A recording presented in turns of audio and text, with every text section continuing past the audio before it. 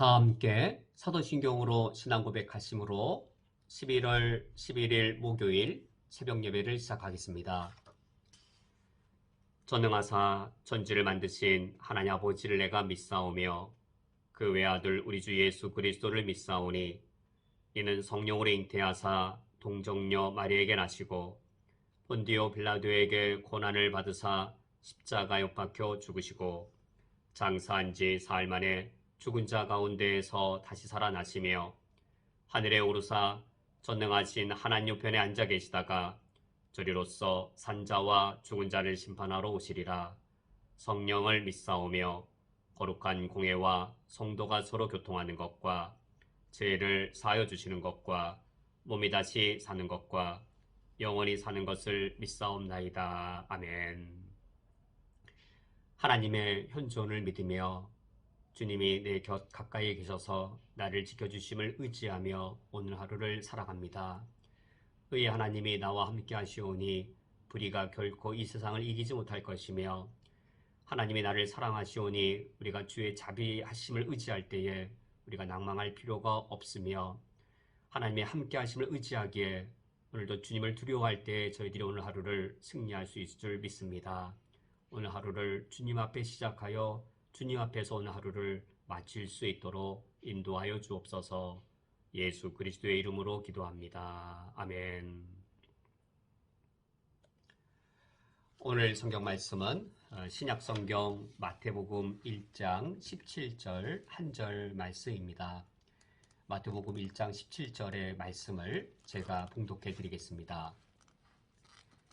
그런즉 모든 대수가 아브라함부터 다윗까지 14대요 다윗부터 바벨론으로 사로잡혀 갈 때까지 14대요 바벨론으로 사로잡혀간 후부터 그리스도까지 14대더라. 아멘. 오늘 이 성경 말씀은 예수님의 족보를 한편으로 요약하면서 동시에 그 결론을 특정한 의미로 맺어주는 말씀입니다. 예수님의 이 족보가 마태복음 1장 1절부터 16절까지 걸쳐서 이 족보가 세 부분으로 구성되어 있었습니다. 이 16절에 세 부분으로 구성되었던 예수님의 족보 전체를 요약해주고 결론으로 맺어주면서 이 족보를 통해 말씀해주고자 했던 그 명확한 의미를 요점으로 결론으로 제시해주는 말씀이 바로 이 17절의 말씀입니다. 과연 어떻게 요약하고 결론을 맺기에 이 예수님의 족보의 의미를 우리에게 명확하게 알려주는가, 그 사실을 확인하기 위해서 제가 이 17절의 말씀을 다른 방식으로 한번 읽어보겠습니다. 그런즉 모든 대수가 아브라함으로부터 다윗까지 다윗이요 다윗부터 바벨론으로 사로잡혀갈 때까지 다윗이요 바벨론으로 사로잡혀간 후부터 그리스도까지 다윗이더라 라고 읽을 수도 있습니다. 물론 마태복음은 히브리어로 쓰여진 것이 아니라 헬라어로 쓰여져 있지만 만약 이것이 히브리어로 쓰여져 있다면, 그리고 유대인들은 히브리인들이기 때문에 이제 히브리어가 모국어여서 이제 그들에게 익숙하다라고 전제할 때에 헬라어로 쓰여져 있긴 하지만 그들은 14란 숫자를 다윗으로도 읽었습니다.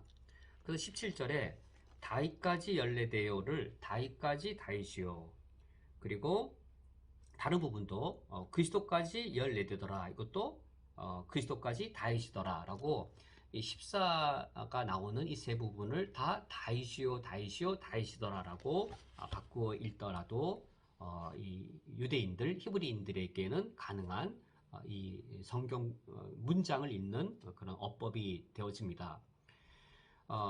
나잇, 영어로 데이비드이죠. 데이비드. 그래서 자음만 보면 데이비드, D-A-V-I-D, D가 두 번 나옵니다. D, 그리고 가운데 V, D-V-D. D가 두 번 나오고 V란 자음이 한 번 나오는데, 이것을 히브리어로 보더라도 히브리어도 그 발음이 나는 날렛이 날렛으로 시작하고 그리고 와우라고 한 자음이 있고 달렛, 이렇게 히브리어도 자음이 3개가 됩니다. 달렛, 와우, 달렛. 영어의 데이비드, DVD.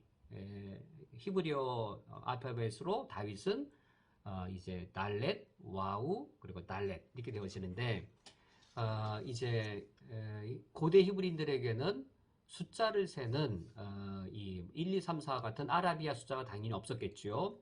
그래서 첫 번째 그 알파벳이 숫자 1을 뜻하고, 두 번째 자음 알파벳이 숫자 2를 뜻합니다. 우리나라식으로 말하면 기억이 1, 니은이 2, 디귿이 3이라고 하는 수의 이 가치를 갖습니다.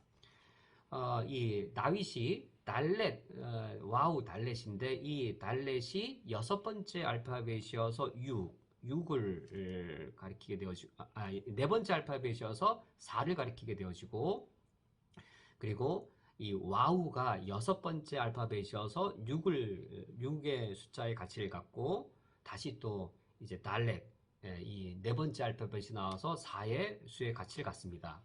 그래서 달렛, 와우, 달렛은 4 더하기 6 더하기 4여서 이 다윗의 이 자음을 숫자로 읽으면 14가 되어집니다. 그래서 우리는 이 다윗의 이 숫자, 이 14가 다윗이라고 하는 것, 다윗으로 읽을 수 있다는 사실을 알 수 있는데, 예수님의 이 족보를 이처럼 1절부터 16절 세 부분으로 나누되 다윗을 중심으로 하여서 나누었습니다. 다윗 왕이 등장하기 전까지 1절부터 6절, 왕 이전에 14명을, 그리고 6절 이 하반절부터 11절까지 포로지로 끌려가기 전까지의 14명의 왕을, 그리고 12절 바벨론 포로 이후, 그리고 예수님이 태어나기까지의 14명의 사람을 이 족보에 언급을 하였는데, 역사적으로 14명인가를 놓고 보면 14명보다 더 많습니다. 의도적으로 14, 다윗이라고 하는 것의 그 의미를 맞추고 예수님이 다윗의 후손으로 오신 사실을 부각시키기 위해서 14라는 숫자를 맞추기 위해 14명으로 축소한 것이죠. 그럼 이것이 역사적 사실을 위배한 것인가? 그것은 아닙니다. 왜냐하면 히브리인들에게 있어서 아들의 개념은 우리 한국인, 동양보다 더 넓은 것이어서 그러니까 아들, 후손의 개념으로 보면 되겠죠. 손주도 아들이고 증손도 아들인 것이죠. 후손의 개념이기 때문에 다윗의 자손, 아브라함의 자손, 다윗의 아들, 다윗의 후손, 아브라함의 아들, 아브라함의 후손일 때에 이제 손주가 할아버지에게서 나왔다라고 말해도 자손의 개념이 넓기 때문에, 후손의 개념이 넓기 때문에, 아까 아들의 개념이 넓기 때문에 되는 거죠. 우리는 아버지가 아들을 낳는다라는 그 이 좁은 의미의 아들로만 보면 이것이 역사적 사실을 위배한 것 같지만, 아들의 개념이 넓어서 후손까지 표현할 경우 할아버지가 손주를 낳았다라고 말해도 가능한 것이어서, 이 14대로 이제 맞춘 것이 역사적 사실을 위배한 것인가? 그것은 아니고, 히브리인들의 이 문화 그리고 인식에 맞도록 맞는 가운데에서 다윗을 부각시키기 위해 이와 같이 14대로 맞춘 것임을 우리가 알 수 있습니다. 이처럼 예수님의 족보를 다윗을 중심으로 맞춤으로 예수님은 어떤 분이신가? 다윗의 자손으로 출생하셨고, 그럼 다윗의 자손으로 출생했다라고 한 것이 무슨 의미인가? 다윗의 자손으로 출생하신 것이므로 예수님은 다윗 왕과 같은 메시아란 겁니다. 예수님은 마태복음 1장을 열었을 때 예수님의 족보가 등장하는데, 이 족보를 읽을 때 예수는 어떤 메시아인가? 다윗 왕과 같은 메시아로 출생한 분이다. 다윗 왕과 같은 메시아로 출생하셨으면 무엇을 성취하실 것인가? 다윗 왕과 같은 메시아로 출생한 예수님, 다윗 언약을 성취할 뿐이다 라는 겁니다. 마태복음을 읽어보면 다윗 언약을 성취하시는 다윗 왕과 같은 메시아로 오신 예수님의 모습이 명확하게 드러나게 되는 것이죠. 다윗 언약을 보면 그 내용이 이러합니다. 다윗의 아들이 성전을 건축할 겁니다. 다윗의 아들이 성전을 건축하면 하나님께서는 그 다윗 왕가에 영원한 왕권을 허락해 주셔서 영원한 나라를 세우게 되어집니다. 이것이 다윗 언약의 내용인데, 우리가 마태복음을 읽어보면 예수님 다윗 왕과 같은 메시아로 오셔서 이제 다윗 언약을 성취하십니다. 다윗 언약을 성취하는 가장 중요한 증표가 뭐냐면 성전을 건축하는 것인데, 이제 우리가 이제 마태복음을 읽어보면 마태복음 그 후반부에 가서 예수님의 십자가 죽음으로 예루살렘 성전의 휘장이 위로부터 아래로 갈라지면서 성전을 예수님께서 지으십니다. 십자가에 죽고 부활하심으로 3일 만에 십자가에 죽고 부활하심으로 참된 성전을 예수님이 건축하시는데, 예수님 그분이 바로 참된 성전이었던 것이죠.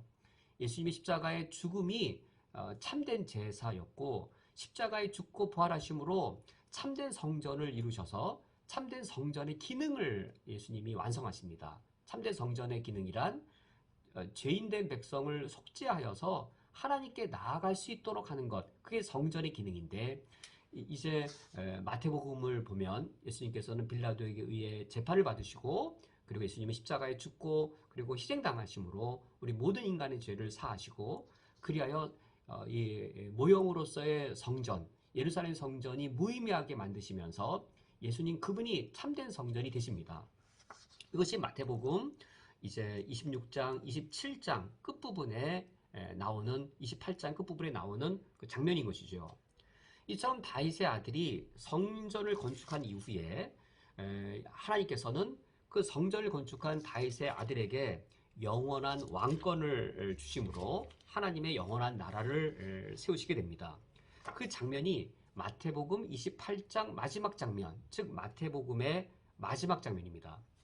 마태복음 마지막 장면에 가서 보면 다윗 왕과 같은 이 왕적 메시아로 오신 예수님께서 다윗의 언약을 이루시고 그리고 영원한 하나님의 나라를 세우시는 모습을 보게 되어지는데, 마태복음 28장 18절 말씀에 예수께서 나와 말씀하시되, 이 마태복음 마지막 장면은 예수님 부활하셔서 다윗 언약을 성취하신 성취자의 그 모습입니다. 이렇게 말씀하십니다. 하늘과 땅의 모든 권세를 내게 주셨으니. 마태복음 1장 다윗 왕과 같은 메시아로 출생하신 어린 아기 예수 그리스도. 마태복음이 끝났을 때에는 어떤 예수 그리스도의 모습인지요? 하늘과 땅의 권세를 지신 승리한 다윗 왕의 모습입니다. 이때 영토가 어떠한가? 하늘과 땅의 모든 권세, 하늘과 땅을 다 다스리는 그러한 이 모든 이 하늘과 땅의 모든 통치권을 지신 그런 왕권을 회복한 그 모습입니다. 이런 다윗 왕의 왕가에 새로 회복되어진 다윗 왕가의 백성은 어떠한가? 19절 말씀에 그러므로 너희는 가서 모든 민족을 제자로 삼아라 라고 하여서 이 다윗 왕으로 오신, 참된 다윗 왕으로 오신 예수 그리스도, 그러니까 성전을 짓고 그가 건설한 하나님의 나라는 하늘과 땅의 모든 영역을 다스릴 뿐만 아니라 모든 민족을 하나님의 백성 삼는, 그의 나라의 백성 삼는 그런 나라를 이루시게 되어집니다. 우리가 이제 마태복음의 말씀을 이제 살펴나갈 때에 이런 다윗 언약을 이루실 우리의 구원주 메시아 예수 그리스도의 구원 사역을 우리가 말씀을 통하여 만나게 될 것입니다. 우리가 말씀을 통하여서 예수 그리스도를 만날 때에 우리가 이미 알고 있는 예수 그리스도, 우리가 이미 믿고 있는 예수 그리스도이지만 지금 나의 상황에 다윗 언약을 이루신 나의 구주, 나의 예수 그리스도, 우리가 새롭게 만날 수 있기 원합니다. 예수님을 새롭게 깨닫기를 우리 원합니다. 예수님을 새롭게 깨닫고 예수님을 새롭게 만나서 우리가 이 하루를 시작하는 아침에, 하루 시작하는 이 새벽 시간에 하나님 아버지 앞에서 새로운 신앙 고백으로 우리가 오늘 하루를 살아갈 수 있기를 원합니다. 함께 기도하시겠습니다. 하나님 아버지시여, 아브라함의 자손, 다윗의 자손으로 오시어서 아브라함의 언약을 이루시고 다윗의 언약을 성취하셔서 우리에게 하나님의 구원을 선사해 주셨습니다. 우리가 이미 예수 그리스도 나의 주님을 알고 있으며 믿고 있사오나, 그러나 우리가 주님을 더 알기 원하고 더욱더 온전하게 주님을 누리기 원합니다. 우리가 이 아침에, 이 새벽에 날마다 마태복음 말씀을 묵상할 때에 성령께서 내게로 찾아와 주셔서 나를 사랑하신 예수 그리스도, 나를 위하여 십자가에 죽고 부활하신 예수 그리스도, 주님을 만나게 하여 주시옵고, 주님을 향한 나의 신앙 고백이 새로워지게 하여 주시며 날마다 하루를 새로운 다짐 가운데 결단 가운데 하루를 살게 해 주시옵소서. 예수 그리스도의 이름으로 기도합니다. 아멘.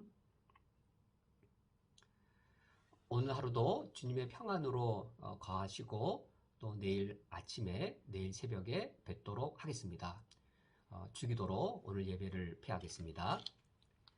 하늘에 계신 우리 아버지여, 이름이 거룩히 여김을 받으시오며 나라가 임하시오며 뜻이 하늘에서 이루어진 것 같이 땅에서도 이루어지이다. 오늘 우리에게 일용할 양식을 주시옵고 우리가 우리에게 죄 지은 자를 사하여 준 것 같이 우리 죄를 사하여 주시옵고 우리를 시험에 들게 하지 마시옵고 다만 악에서 구하시옵소서. 나라와 권세와 영광이 아버지께 영원히 있사옵나이다. 아멘.